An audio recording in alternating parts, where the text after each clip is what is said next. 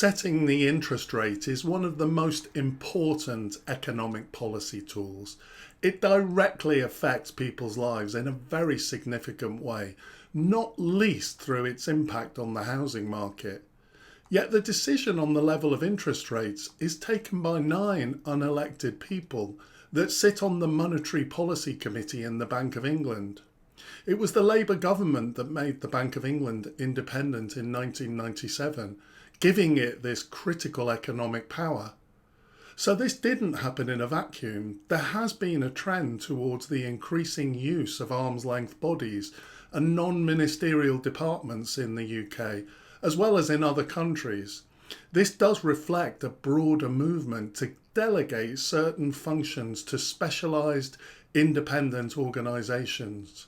The arguments in favour of this would be things like it improves economic efficiency, it allows big judgments and decisions to be taken by real experts, and it introduces impartiality into policy implementation and regulation.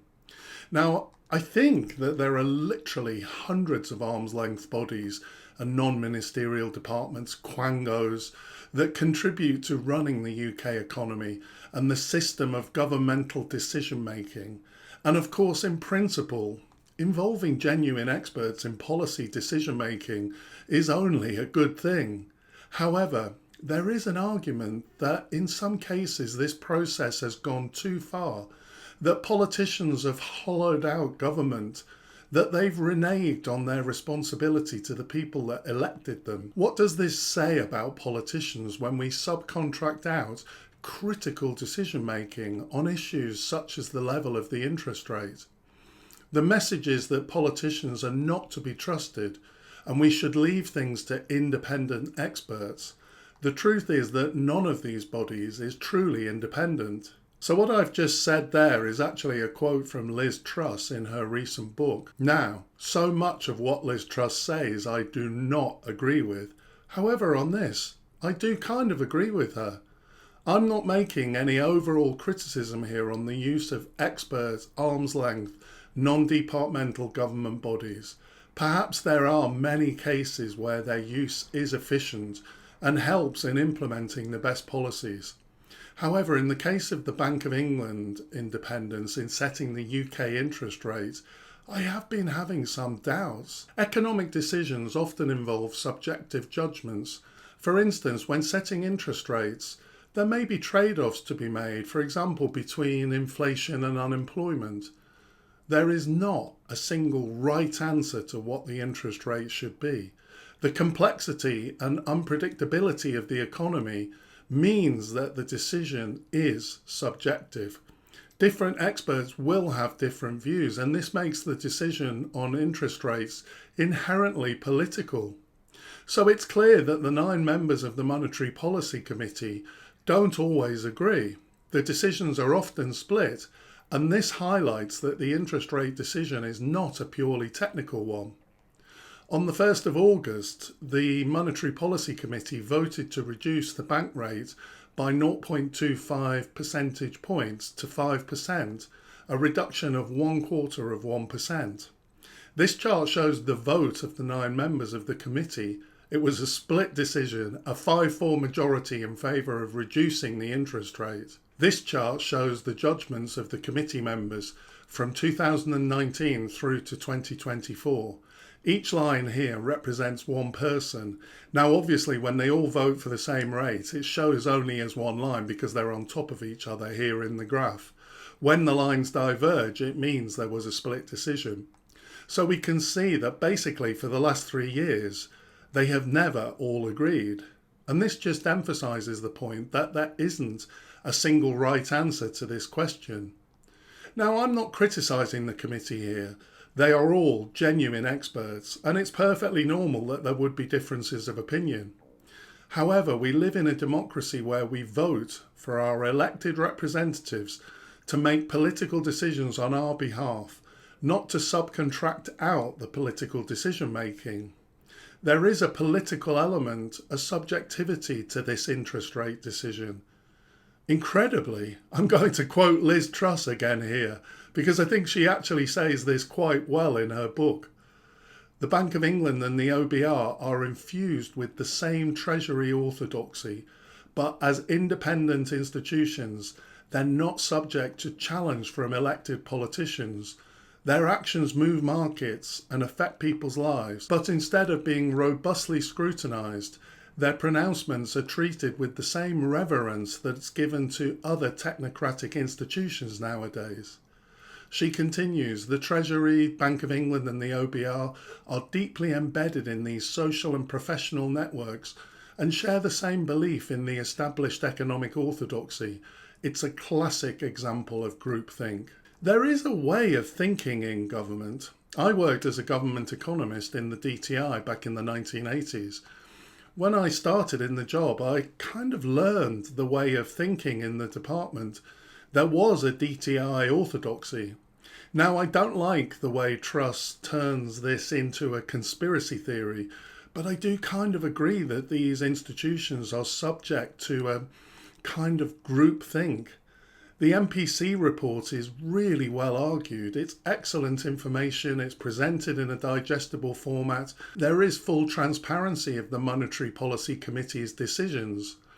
I've not got a problem with the 5-4 recommendation for an interest rate cut, but ultimately I believe it should be an elected official that makes the final decision, the political, the subjective decision, rather than pretending that these are technical decisions that can be taken by unelected experts. Taking a look at the objectives of the Bank of England, we can see that they're not always so straightforward. They can conflict. The bank's Monetary Policy Committee sets monetary policy to keep inflation low and stable, which supports growth and jobs. Subject to maintaining price stability, the MPC is also required to support the government's economic policy. There is an orthodox view of the economy implicit in this statement. Low inflation supports growth and jobs. So the interest rate is used to control inflation, which is viewed as supporting growth and jobs. Higher interest rates may actually help in controlling inflation, but in the short run, they actually add to it. And in the long run, when they work by choking the economy. This is the point. Taking the steam out is the method of reducing inflation. So the Governor, Andrew Bailey, in his press conference, raised the possibility that to control inflation, the UK economy may still require a longer period with economic slack. The Bank of England can only control inflation by reducing growth. This is what it believes. However, the new Labour government, when questioned on how they would revive the economy, both Starmer and Reeves have always said economic growth. It's true that economic growth would provide more tax, which would allow more spending on Labour's policy. However, there's a chicken and egg problem here. The economy is in crisis. It needs reviving. And this can only happen from a dramatic recovery plan. For the Bank of England, economic slack may be what is required. Interest rates choking off growth as a means to restrain prices. But this flies in the face of Labour's policy to grow the economy. This is a political decision. So where does this orthodoxy come from? And why isn't it challenged more? Well, I think there's a simple answer. Capitalism, vested interests. High interest rates don't affect the rich. Perhaps they even make them richer. Interest rates control inflation by choking the poor. That is the point. There is a politics behind the Bank of England philosophy, protecting capitalism, protecting the rich. I did a previous short video on Bank of England independence, and some of the comments questioned whether I really want the likes of the previous Tory Prime Ministers and Chancellors to be in charge of policy. And the answer is no. And the National Institute for Economic and Social Research implies something similar. They say that the decisive argument against removing the bank's independence is that monetary policy decisions would be worse, not better. In the short term, the markets would react extremely badly because the Chancellor lacks credibility.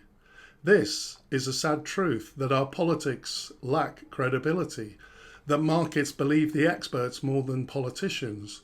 I do find this troubling, that markets have so much power. What we do need is higher quality politicians acting in the interests of the country as a whole, not only the rich or of business. However, the new Labour government has indicated that it's going in precisely the opposite direction. Rachel Reeves is proposing a new law providing that the Office for Budget Responsibility, another arm's length body, would be mandated to make an assessment of any significant fiscal announcements by the government, such as budgets or economic statements. This proposal is designed to prevent future governments from bypassing the OBR, as was the case with the mini-budget of former Prime Minister Liz Truss. Reeves has emphasised that the new law would ensure that never again can a government play fast and loose with the public finances. So who has the power here? These are all worthy people, genuine experts with real experience. However, I'm uncomfortable with the fact that they're not elected, they're not accountable to anyone politically. Yet it appears as if they're almost being given a veto on government policy decisions. By the way, just as an aside, look at the photo here. It's so posed. I do know that politicians work really hard, put in really long hours. Why not have real pictures of you working? This just looks so fake, but that's a separate point really. In conclusion, democracy is so flawed. Maybe we have to create these expert bodies because our politicians are so useless. But I think we can do much better. Why don't we demand more of our politicians rather than giving so much power to unelected officials?